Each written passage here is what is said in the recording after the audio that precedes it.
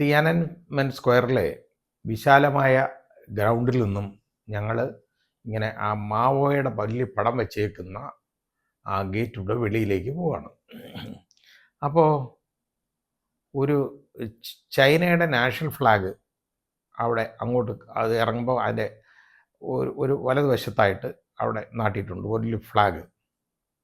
അപ്പം മറ്റൊരു ഫ്ലാഗ് ഇടതുവശത്തുള്ളത് ശ്രദ്ധയപ്പെട്ടത് പാകിസ്ഥാൻ്റെ ഫ്ലാഗാണ്. ഞങ്ങൾ നോക്കിയപ്പോൾ ഇന്ത്യയുടെ നാഷണൽ ഫ്ലാഗ് ഒന്നും അവിടെ കാണാനില്ല.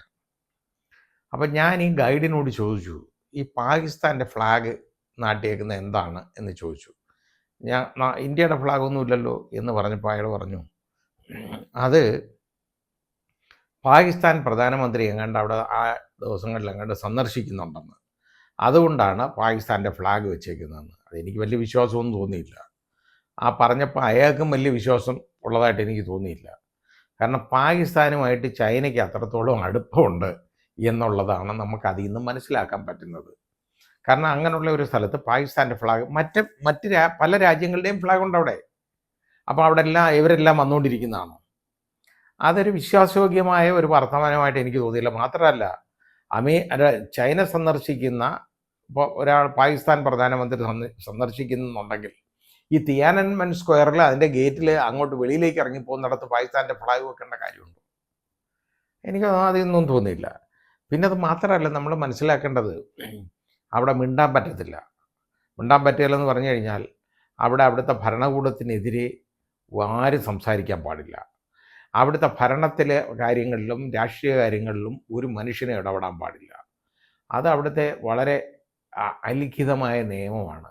അങ്ങനെ ചെയ്യുന്നവരെ അവിടുന്ന് തപ്പി അങ്ങ് കൊണ്ടുപോയി കഴിഞ്ഞാലുള്ള കാര്യം എന്ന് പറഞ്ഞാൽ അവർ പിന്നെ വെളിച്ചം കാണത്തില്ല. അതാണ് സംഭവിച്ചുകൊണ്ടിരിക്കുന്നത്. അതുകൊണ്ട് ഇവർക്ക് വലിയ ഭയമാണ്.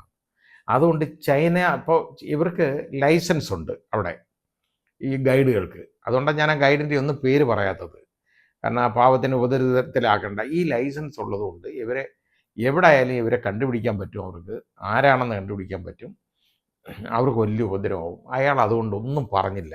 ഞാൻ പിന്നെ അയാളെ ശല്യം ചെയ്യേണ്ടെന്ന് വിചാരിച്ചു. കാരണം കൂടുതൽ ഒന്നും ചോദിക്കണ്ട എന്ന് വിചാരിച്ചു. അങ്ങനെ നമ്മൾ ആ വെളിയിലോട്ട് ഇറങ്ങുന്നതിന് മുമ്പ് ഇതിൽ കൂടെ തന്നെ അതിൻ്റെ ഒരു വശത്തൂടെ ഒരു റോഡ് പാസ് ചെയ്യുന്നുണ്ട്. വലിയ ഹൈവേ ആണ് പാസ് ചെയ്യുന്നുണ്ട്. അതിനെ ഇടയ്ക്ക് ഈ ഗ്രൗണ്ടിൻ്റെ ഇടയ്ക്കായിട്ട് ഉള്ള ഭാഗത്ത്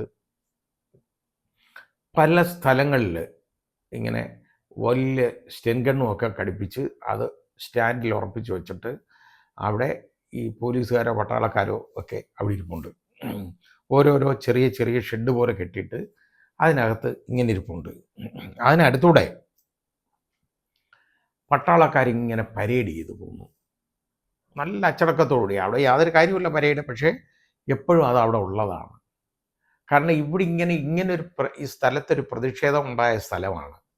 അവിടെ വീണ്ടും ഭരണകൂടത്തിനെതിരെ പ്രതിഷേധങ്ങളൊന്നും ഉണ്ടാകാൻ പാടില്ല എന്നുള്ളത് അവർക്ക് വളരെ നിർബന്ധമാണ്.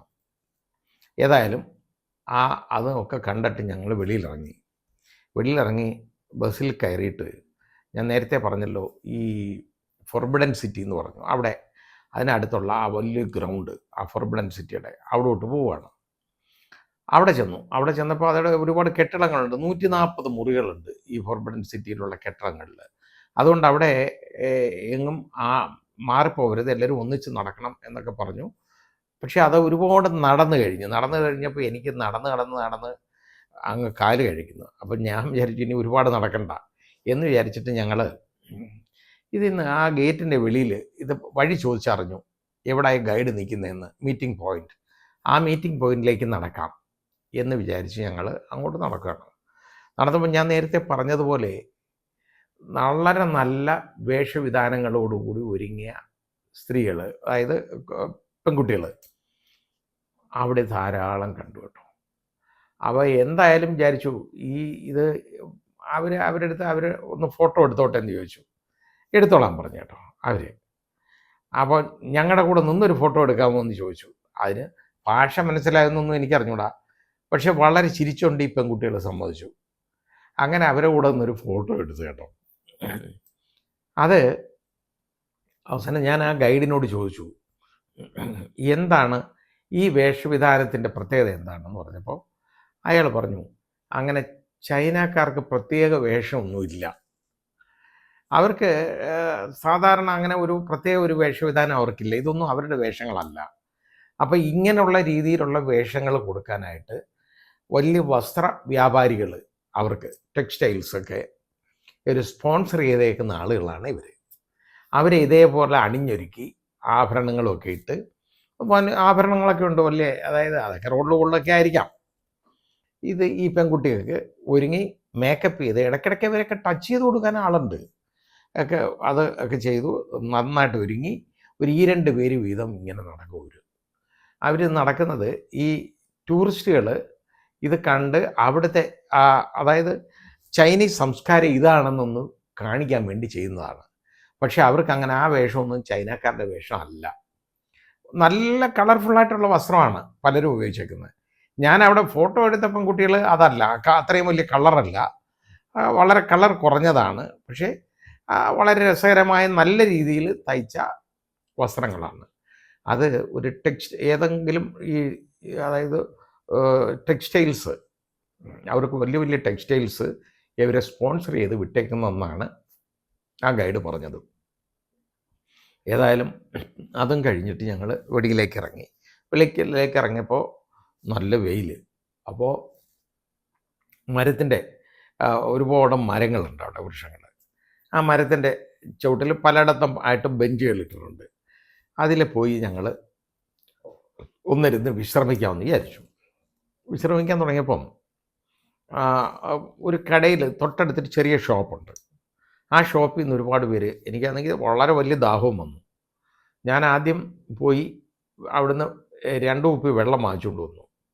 ഈ 2 കുപ്പി വെള്ളം വാങ്ങിച്ചു വന്ന് ഞങ്ങൾ 2 പേരും കൂടെ അത് അന്നേരമേ അതങ്ങ് കുടിച്ച് തീർന്നു. കാരണം അത്രത്തോളം വലിയ ദാഹമായിപ്പോയി. എന്നിട്ടും ദാഹം മാറിയില്ല.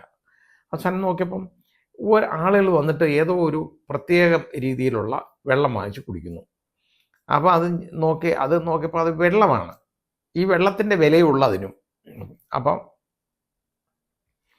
ഞാൻ അന്നേരം ഇത് അവരുടെ അടുത്ത് ചോദിച്ചൊന്നും മനസ്സിലാക്കാൻ പറ്റത്തില്ലല്ലോ. അത് വാങ്ങിച്ച് അവർ ചുമ്മാ മടമട ആളുകൾ കുടിക്കുന്നുണ്ട്.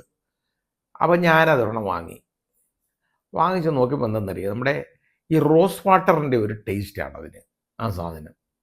അപ്പോൾ അത് റോസാപ്പൂ ചേർന്ന ഇത് തന്നെയാണ്, ആ വെള്ളം തന്നെയാണ്, റോസ് വാട്ടറാണ്. അത് കുടിച്ചു. ബാക്കിയുള്ളത് ആളുകൾക്കൊക്കെ കൊടുത്ത് തീർത്ത്. എന്നിട്ട് ഞങ്ങൾ അവിടുന്ന് വണ്ടി കയറി വീണ്ടും യാത്ര ആരംഭിക്കുകയാണ്. അപ്പോൾ ഇതൊരു ഒരു ഒരു ഒരു പിന്നെ ഞങ്ങൾ പോകുന്നത് ഒരു പ്രത്യേക കാഴ്ച കാണാനാണ് കേട്ടോ. അതെന്തുവാണെന്നൊന്നും ഞാൻ ഊഹിച്ചില്ല അവിടെ ചെല്ലുന്നത് വരെ. നേരെ ഞങ്ങളെ കൊണ്ടുപോയത് ഒരു പാർക്കിലേക്കാണ്. ആ പാർക്കെന്ന് പറയുന്നത് അതിലൊരു തടാകമുണ്ട്. അത് കൂടാതെ അതിനോട് ചേർന്ന് വിശാലമായ പാർക്കുണ്ട്. നമുക്കവിടെ ഇരിക്കാനുമൊക്കെ സൗകര്യമുണ്ട്. നല്ലൊരു സ്ഥലം. അവിടോട്ട് പോയി.